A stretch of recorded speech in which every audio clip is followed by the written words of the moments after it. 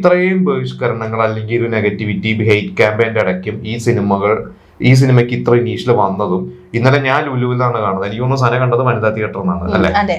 ഈ പറഞ്ഞ തിയേറ്റേഴ്സിലൊക്കെ ഓഡിയൻസ് എന്ന് പറയുന്നത് യൂത്ത് ഉണ്ട്, ഈ പറഞ്ഞ പോലെ 20 വയസ്സ് 25 വയസ്സിന് പ്രായമുള്ള പെൺകുട്ടികൾ ഉണ്ട്, ഫാമിലി ഓഡിയൻസ് അതായത് കുട്ടികളായിട്ട് വന്നവരുണ്ട്, 60 വയസ്സിന് മുകളിലുള്ള ആളുകളുണ്ട്. അപ്പൊ പറഞ്ഞു വന്നത് നമുക്ക് ഇഷ്ടപ്പെടുന്ന, അതായത് ഈ പ്രേക്ഷകർക്ക് ഇഷ്ടപ്പെടുന്ന ഒരു ദിലീപിന്റെ ആ ഒരു അവതാരം, അതായത് നമ്മൾ കാണാൻ ഇഷ്ടപ്പെടുന്ന ഒരു ദിലീപ് വന്നാൽ പ്രേക്ഷകർ കയറും എന്നുള്ളതാണ്. അല്ലാതെ ഇവിടുത്തെ ഈ ഹെയ്റ്റ് ക്യാമ്പയിനോ അല്ലെങ്കിൽ ഇവിടുത്തെ ഇതിനോ അതൊന്നും പ്രേക്ഷകർക്ക് ബാധകമല്ല. പ്രേക്ഷകര് മണ്ടന്മാരല്ല.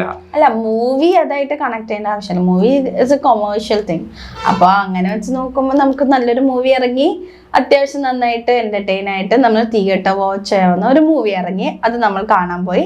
അത് വന്നു എന്നുള്ളതാണ് ഞാൻ പറഞ്ഞത്. കാണാൻ ആളുകൾ ഫസ്റ്റ് ഷോയ്ക്ക് വന്നിട്ടുണ്ടെങ്കിൽ, ഇന്നലെ എന്റെ അറിവിൽ ഇന്നലെ വർക്കിംഗ് ഡേ ആണ്, ഈ വർക്കിംഗ് ഡേ പോലും ഇതുപോലെ ഫാമിലി ഓഡിയൻസും ഒക്കെ വന്നിട്ടുണ്ടെങ്കിൽ അതിന്റെ അർത്ഥം അവരെ ആഗ്രഹിക്കുന്നു ഈ ഒരു സിനിമ കാണാൻ. അത് മാത്രല്ല, നമ്മള് പണ്ട് ക്രിസ്ത്യൻ ബ്രദേഴ്സ് അങ്ങനത്തെ കുറച്ച് മൂവീസിലൊക്കെ ലാലേട്ടൻ ദിലീപ് കോംബോയും അത് ഭയങ്കര ഒരു നല്ല രസം ഉള്ള ഒരു കോംബോ, അവർ തമ്മിലുള്ള ഒരു റാപ്പ്, അത് നമുക്ക് വീണ്ടും കാണാൻ പറ്റാ. അതും സീനിയർ മോസ്റ്റ് ആയിട്ടുള്ള രണ്ടുപേരാണ് നമ്മുടെ ഇൻഡസ്ട്രിയിലത്തെ.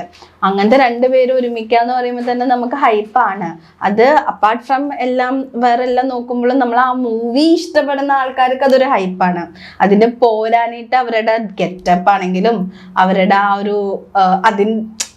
ഒരു നമുക്ക് ഒരുപാട് ഈ സിനിമ കാണാനുള്ള ഫാക്ടേഴ്സ് ഇതിലുണ്ട്.